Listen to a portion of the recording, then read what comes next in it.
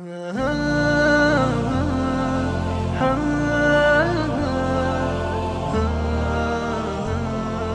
katanya fa'akunu awwala man yajuzu minar rusuli bi ummatihi, dan aku adalah orang yang pertama akan melintasi sirat dengan umatku.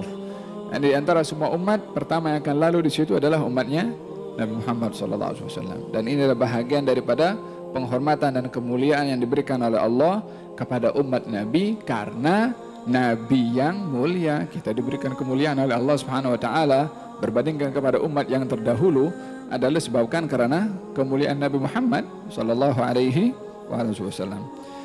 Maka kata beliau mengatakan, saya adalah orang yang akan pertama melalui kepada surat bersama dengan umatnya, dengan umat baginda Rasulullah Sallallahu Alaihi Wasallam.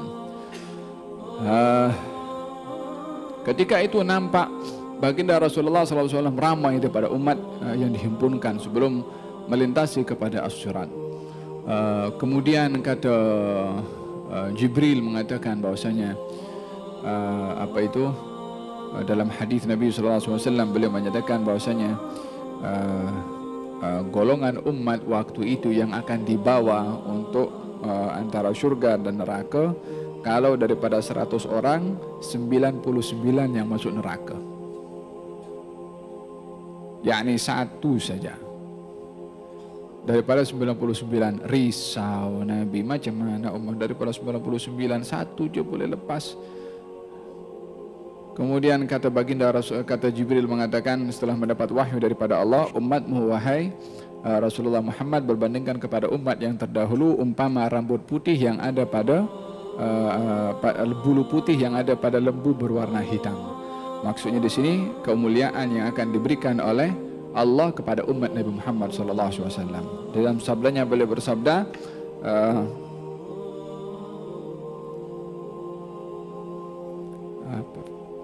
Galfil hadis dinyatakan, aku mengharapkan agar supaya 1/3 daripada syurga dihuni daripada umatku. As-sahabah mengatakan Allahu Akbar, yakni karena seronok 1/3 daripada syurga dihuni oleh umat Nabi SAW. Aku mengharapkan 2/3. Allahu Akbar, kata sahabat. Kemudian aku mengharapkan agar supaya umatku menjadi penghuni syurga. Hada bisyarat, berita-berita gembira yang disampaikan oleh Nabi tentang umatnya yang diharapkan oleh beliau untuk semuanya masuk ke dalam syurga Allah Subhanahu wa ta'ala. Wala yatakallamu yawma idzin ahadun illa ar-rusul. Dan ketika Nabi nampak kepada ramai daripada umat baginda Rasulullah, kepada umat manusia, kemudian baginda bersabda ketika nampak ada umat ramai, bertanya kepada Jibril, adakah itu umatku? Yani karena ramai. Kata Jibril, itu adalah umat Nabi Musa. Ternyata Nabi maka susah hati, ramai ini umat Nabi Musa, umat aku di mana? Ternyata tunjukkan oleh Jibril satu tempat lagi. Di situ Nabi baru seronok nampak jumlah umatnya lebih daripada umat Nabi Musa, baru sejuk hati Nabi sallallahu alaihi wasallam. Kata baginda Rasulullah sallallahu alaihi wasallam beliau bersabda ketika ditanya, bagaimana engkau dapat mengenali umatmu nanti di hari kiamat? Yani di hari kiamat nanti orang kumpul jadi satu, macam mana dapat kenal yang mana satu umat Nabi, yang mana satu bukan? Kata Nabi, umatku dibangkitkan di hari kiamat nanti ghurran muhajjalina min atharil wudu. Umatku dibangkitkan di hari kiamat nanti bercahaya pada anggota wudunya. Faham tu? Maknanya apa? Kalau dia wudu dia solat. Kalau dia tak wudu dia tak solat, macam mana nak dinampak oleh Nabi sallallahu alaihi wasallam? Faham tu? Hakada baginda Rasulullah sallallahu alaihi wasallam yang mempunyai rahmat terhadap umatnya. Wala yatakallam yawma idzin ahadun illa ar-rusul. Nanti di hari kiamat ada orang bercakap. Apa itu dalam Al-Quran Al-Karim? Innal lil muttaqina mafazan hadaiqa wa anaba wa kawa'iba traba wa ka'san dihaqa la yasma'una fiha lagwa wa la kadzdzaba jazaa'an min rabbika ata'an hisab rabbis samawati wal ard wa ma bainahuma ar-rahman la yamlikuna minhu khitaba yawma yaqumur ruhu wal malaikatu saffan la yatakallamun illa man adzina lahu ar-rahmanu wa qala shawaba. Di hari nanti tak ada yang bercakap, la malaikat bercakap wala rasul bercakap, apatah lagi orang lain bercakap. Ada percakapan para rasul. Apa kata rasul ketika bercakap? Kata baginda Rasulullah, wala yatakallamun yawma idzin, tak ada orang yang bercakap nanti illa rasul, kecuali para rasul. Kemudian wa kalamur rasul, rasul itu pun bercakap. Apa kandungan percakapannya? Allahumma sallim sallim, ya Allah selamatkan, ya Allah selamatkan. Tak ada lagi kecuali mohon selamat. Yani dalam hal ini boleh membayangkan dahsyatnya keadaan waktu. Tak ada kalimat lagi nak diungkapkan. Amma selain para rasul nak cakap apa? Sama-sama mengetahui apa yang dia buat. Rasul pun sudah suci, bersih, masih juga berdoa, ya Allah selamatkan, ya Allah selamatkan. Mereka pun risau keadaan keselamatan diri mereka sendiri. Faham dong? Yang menunjukkan dan menakjubkan ya pada waktu itu. Dalam Sahih Al-Bukhari dinyatakan ketika para rasul ini mengatakan ya Allah selamatkan, ya Allah selamatkan, mereka didatangi oleh pengikutnya masing-masing. Kalau mereka datang kepada Nabi Adam, Adam, engkau ayah kami semua, tolong kami, ini anak-anak engkau. Katanya, aku masa di dunia, masa dicipta oleh Allah, aku pernah berbuat dosa. Aku tak punya muka nak bercakap dengan Allah. Jangan datang pada aku, itu bukit yang lain. Datang kepada Nabi Nuh, datang kepada Nabi Ibrahim, mengatakan nafsi nafsi, aku punya diri, aku punya diri. Sampai kepada Nabi Isa, sampai kepada Nabi Muhammad SAW. Yang bagi tahu suruh datang kepada Nabi Muhammad, Nabi Isa. Kau datang pergi ke Muhammad situ. Faham tu? Masa itu pun tak ada orang yang berani bercakap, termasuk para Rasul. Mereka datang kepada baginda Rasulullah SAW. Termasuk yang datang kepada Nabi ini bukan umatnya, umat orang lain pun datang bagi Nabi SAW. Sebab Nabi mereka dah tak sudah tidak dapat memberikan apa-apa. Keadaan begitu dahsyat. Yauma yafirrul mar'u min akhihi wa ummihi wa abihi wa sahibatihi wa banihi likulli imri'in minhum yawma idzin sya'nun yughni. Orang lari daripada emaknya, daripada ayahnya, daripada pasangannya, daripada saudaranya. Khalas, nafsi nafsi. Masing-masing sibuk. Kullu nafsin bima kasabat rahinah. Yani dia sibuk dengan apa yang dia buat. Dia fikir apa aku buat dulu. Faham dong? Kecuali semua ketika datang kepada baginda Rasulullah SAW, kata baginda Rasulullah, ana laha, ya, aku akan beri syafaat kepada kamu. Kata Nabi SAW, saat itu aku sujud kepada Allah. Yani saat itu, ni saat bila? Saat dalam keadaan genting tadi, para Nabi berdoa, ya Allah selamatkan, ya Allah selamatkan. Mereka hanya sibuk dengan keadaan yang begitu dahsyat. Tapi bagi baginda Rasulullah waktu itu, kata Nabi, aku sujud, dan pada saat aku sujud, Allah akan mengilhamkan kepada aku kepujian-kepujian kepada Allah yang saat ini aku tak tahu. Yakni bermakna pada saat yang dahsyat tadi, yang orang tak berani bercakap, termasuk para Nabi, Allah mengajak bercakap dengan Nabi. Diilhamkan oleh Allah akan kepujian kepada Nabi saat Nabi sujud. Akan dibaca kepujian itu oleh Nabi setelah diajar oleh Allah saat Nabi sujud. Baru setelah dibaca kepujian itu, kata Allah, ya Muhammad, irfa' ra'sak wasal tu'ta washfa' tushaffa'. Wahai Rasulullah Muhammad, angkat kepala engkau, minta apa saja engkau akan diberikan. Berikan syafaat kepada siapa yang kau nak beri, aku akan izinkan engkau beri syafaat. Itu sebab kenapa kita minta syafaat ketika di dunia. Kan ini beliau sendiri yang menunjukkan aku nak bagi syafaat. Kalau tak diminta, macam mana? Faham tu? Menjadi jawaban kepada orang yang mempertikaikan untuk kita memberi syafaat. Tidak bukan diartikan, itu memberi syafaat amal mesti. Memang amal kita minta juga syafaat. Minta syafaat pun amal juga. Faham tu? Kalau tidak minta syafaat kepada Rasulullah, nanti di hari kiamat nak cari syafaat dengan siapa?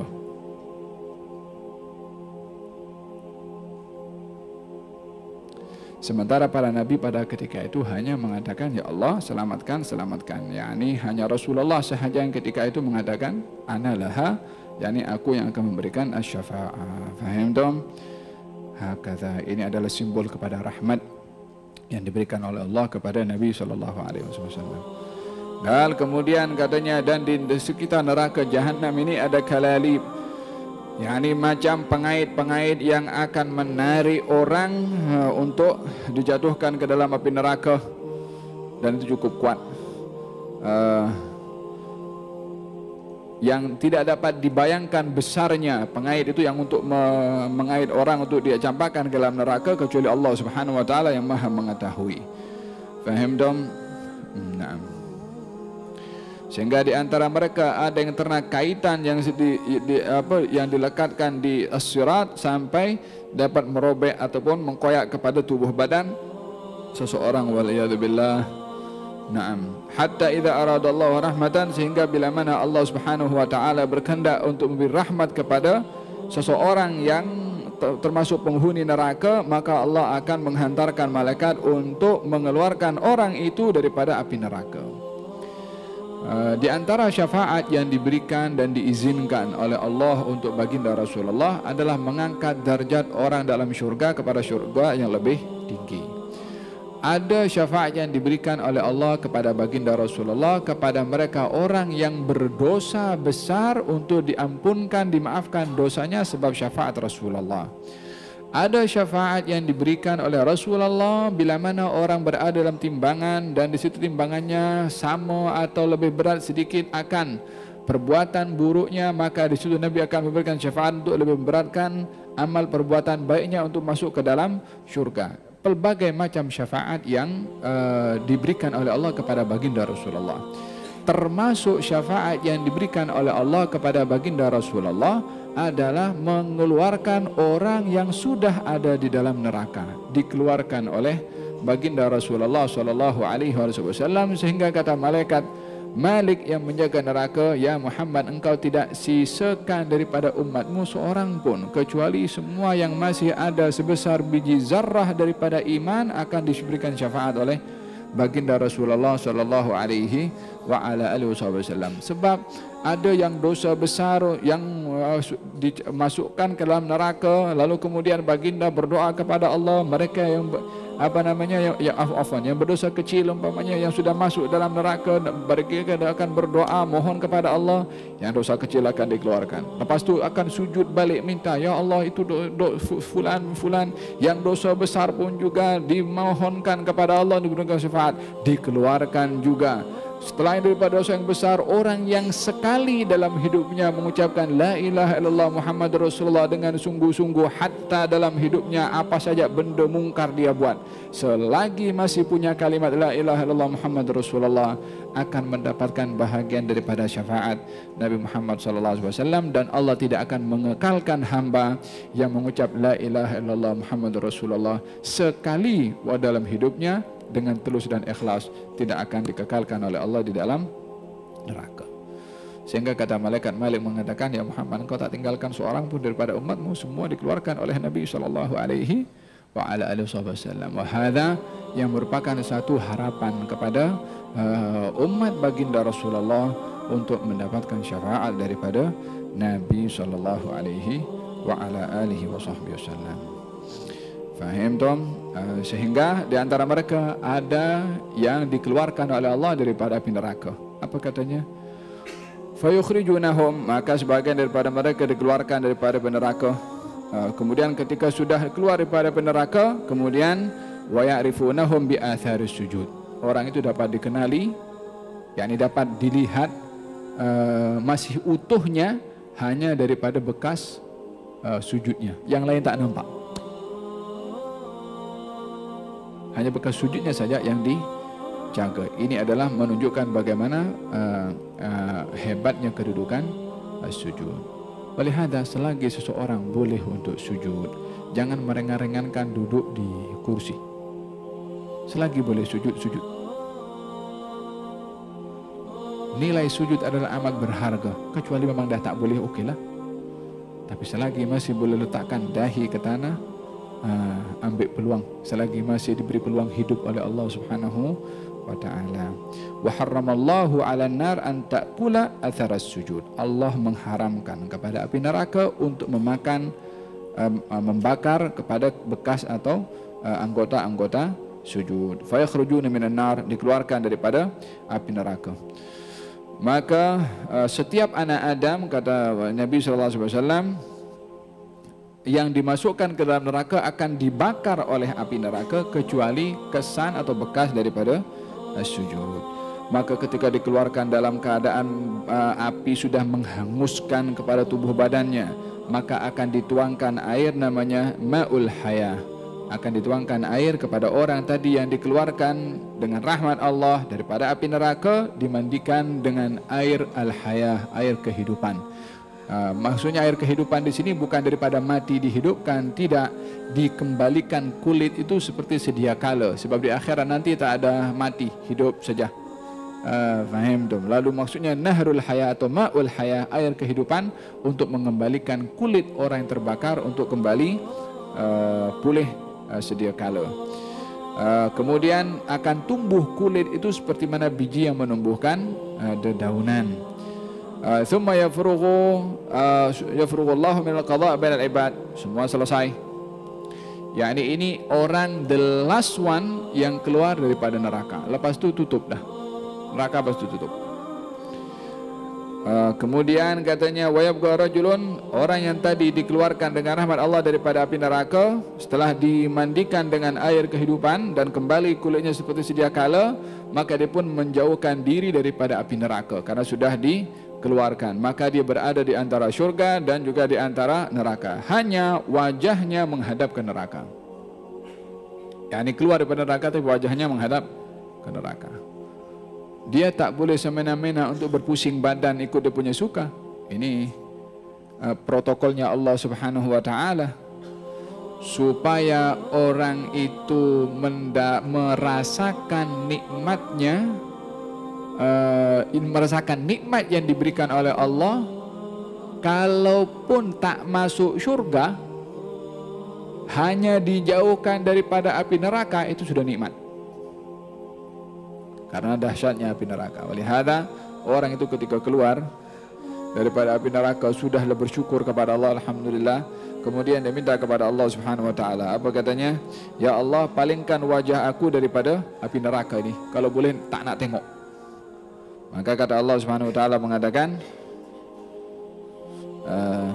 dan ini kata Nabi SAW, dan orang tadi itu adalah orang yang terakhir akan masuk syurga.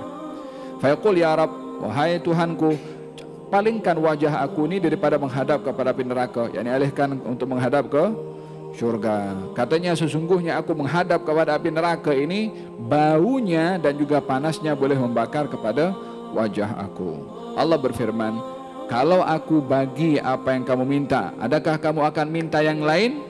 Dia kata, tidak ya Allah, dengan demi kemuliaanmu aku tak minta apa lagi. Aku hanya minta aku punya wajah dipalingkan daripada api neraka menghadap ke syurga. Maka dipalingkan daripada api neraka menghadap ke syurga.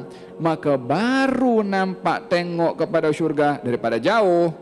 Sakata masya Allahu an yaskuta. Itu orang terdiam, yakni bukan tercengang lah, nampak subhanallah daripada tempat yang begitu menakutkan, tengok tempat yang tak boleh dibayangkan keindahannya, tercengang pada waktu yang berlalu yang dikehendaki oleh Allah. Maknanya terengah lah lebih kurang karena tengok, terkejut melihat kepada keindahan syurga. Kemudian katanya mengatakan, ya Rabbi qaddimni inda babil jannah. Ya Allah, dekatkan aku ke pintu syurga. Padahal tadi dah kata aku tak nak minta apa-apa, dah janji kepada Allah macam tu. Dia minta lagi atau tak minta lagi? Dia minta lagi. Kata Allah Subhanahu wa taala, bukankah aku sudah tanya kepada engkau tadi kalau engkau tak akan minta apa-apa? Katanya hamba itu mengatakan, ya Allah, janganlah engkau jadikan aku ni orang yang paling celaka daripada hambamu. Yang lain dalam neraka tu lagi lebih celaka berbandingkan aku. Jangan. Kata orang itu mengatakan kepada Allah Subhanahu wa taala. Kemudian Allah bertanya balik, adakah kalau aku bagi kepada kamu permintaan kamu, didekatkan ke pintu surga, engkau tak akan minta lagi kepada aku? Lah, aku tak akan minta lagi kepada engkau. Maka didekatkan oleh Allah Subhanahu wa taala dekat dengan pintu surga. Makin dekat dengan pintu, tak ada lagi tersisa kecuali nak masuk. Maka dia pun juga minta. Katanya nampak di dalam surga zahrataha, keindahannya, tanamannya, wa ma fiha, apa yang ada di dalamnya, minal nadhirah wasyurur, daripada keceriaan, kebahagiaan. Fayaskutu masya Allah an yaskuta, tercengang sekali lagi dengan masa yang cukup yakni tercenganglah dia tengok keindahan syurga semakin jelas dan dekat. Fayaqul ya Rabbi adkhilni al-jannah, ya Allah masukkan aku ke dalam syurga. Kata Allah Subhanahu wa taala, waihak ya ibn Adam, bukankah engkau sudah banyak kali mengingkari janji? Bukankah engkau dah mengatakan tak akan meminta lagi kepada aku? Kata hamba itu mengatakan, ya Rabb, janganlah engkau jadikan aku orang yang paling celaka di antara hamba-hambamu. Faidhakullahu minhu, Allah pun tertawa. Di sini diartikan tertawa bukanlah seperti mana gambaran manusia. Maksudnya di sini menunjukkan bagaimana Allah menunjukkan rahmatnya kepada hamba tadi. Fahim tum? Dilihat di sini bukan perbuatan hamba itu yang melanggar, tidak. Tapi dilihat bagaimana rahmatnya Allah kepada hamba yang banyak melakukan pelanggaran. Berkali-kali dia melanggar, tapi dikasih juga oleh Allah. Bukankah itu simbol kepada rahmat yang diberikan oleh Allah Subhanahu wa taala kepada hamba? Tidak ada perkara yang lebih merugikan kepada seseorang melebihi daripada orang itu merasa putus asa daripada rahmat Allah.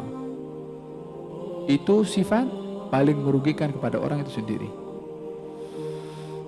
Faham dong? Maka dalam hal ini dia nak dekat, nak masuk syurga. Kemudian kata Allah Subhanahu wa taala diizinkan untuk masuk syurga. Kemudian ditanya oleh Allah, apa kamu nak di syurga?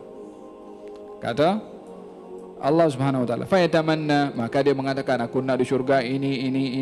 Dia kata, hatta inqata'at umniyatuhu, sehingga apa saja yang difikir dalam cita-cita dan angan-angannya habis dah. Yang nak diminta dalam otaknya habis. Kata Allah Subhanahu wa taala, minta lagi sama saya.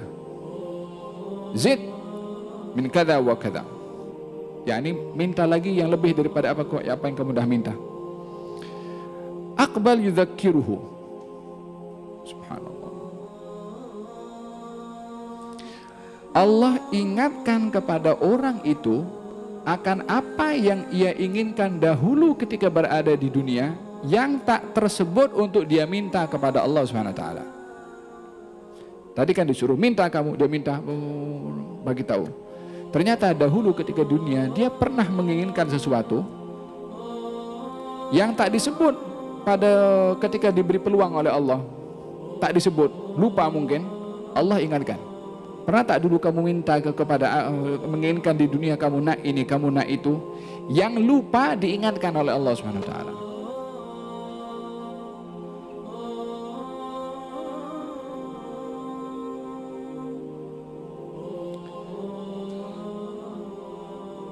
Hadza menunjukkan bagaimana muamalahnya Allah kepada hamba.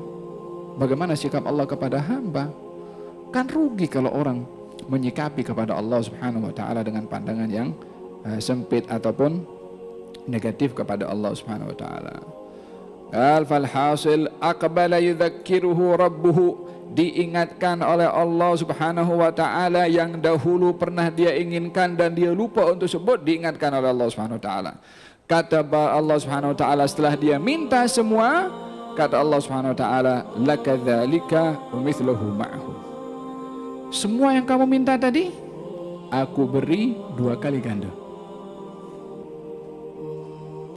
Qala Abu Sa'id Al-Khudri di Abi Hurairah, kata Abu Sa'id Al-Khudri kepada Abu Hurairah, inna Rasulullah sallallahu alaihi wasallam qal, sesungguhnya Rasulullah sallallahu alaihi wasallam bersabda, qala Allah azza wa jalla, jawaban Allah kepada hamba tadi yang minta, katanya lakadzalika wa asyratu amsalih, gal bagi kamu Semua yang tadi kamu minta, aku bagi 10 kali ganda, bukan 2 kali.